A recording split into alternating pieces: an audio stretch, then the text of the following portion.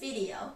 Today our goal is to make soap nuts really work for you.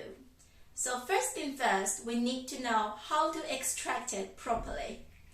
Here in the UK, soap nuts are often advertised as an alternative way to do laundry and advised to be put in an old sock like this, 4 to 5 soap nuts in an old sock,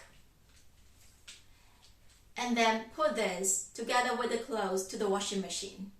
I used to follow the advice, but soon found out they just weren't effective enough, especially for the beddings. They're oilier, right? So I started using soap instead, and the full bag of soap nuts was forgotten for years. It wasn't actually soap nut being not effective. It was the way I use it was not extracting enough sapnines from the soap nuts. To extract sapnines, you need to brew soap nuts in hot water. Think of it like you're making a cup of tea or coffee. So here's how I do it. For 1 liter of soap nut liquid, I use 5 nuts. Add 1 liter of water and bring to boil for around a minute. Turn off the fire and let it brew. When it is cool enough, rub the soap nuts and get the remaining sapnines. They should feel a bit slippery. Then strain and bottle up.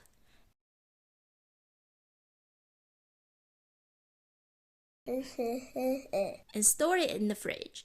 Otherwise, it will go moldy. Here's the difference between using cold water and boiling water to extract. The darker the color, the stronger the solution is. Now you may be wondering, Min has said that soap can do it all. Why does she even bother to make a bottle of soap nut extract? Have a guess, everyone. A. Because Min needs to use up the forgotten bag of soap nuts. Or B. Because soap has its limit. Or C. Because Min is a natural cleaning maniac. Which one? The answer is B. Because soap has its limit. Soap is an alkali because of its making process. And the biggest limit for the alkali is the animal fiber. Because alkali tends to strip off the oil from the animal fiber, which is the reason why they have antibacterial and temperature regulating ability. You should always use neutral or acidic detergents to wash wool and silk. Just like soap, the sapnines is also a surfactant, but it is a mild acid surfactant, so it's perfect for you to wash wool and silk. If you live in an area that has hot water, using soap to do laundry will give you soap scum in the washing machine, and that will hurt the machine in the long run.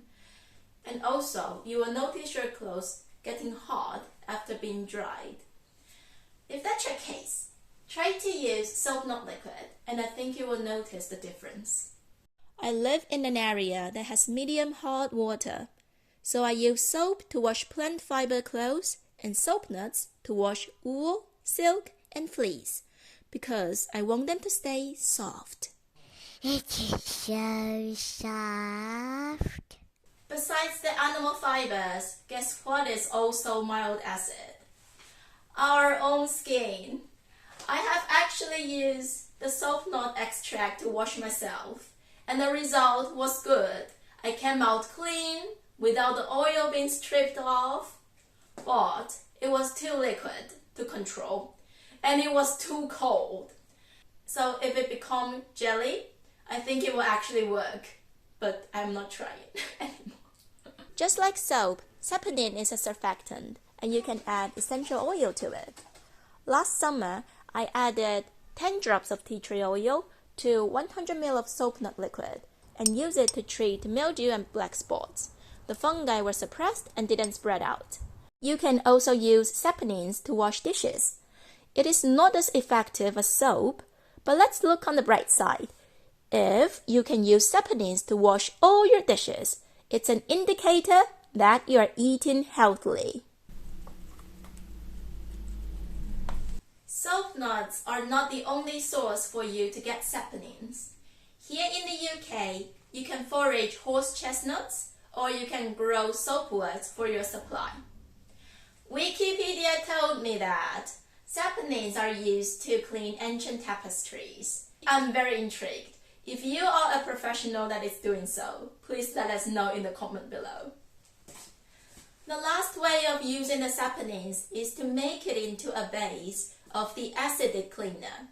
That is what I'm going to show you in my next video. So give soap nuts a try and let me know how it goes. I will see you next time. Bye!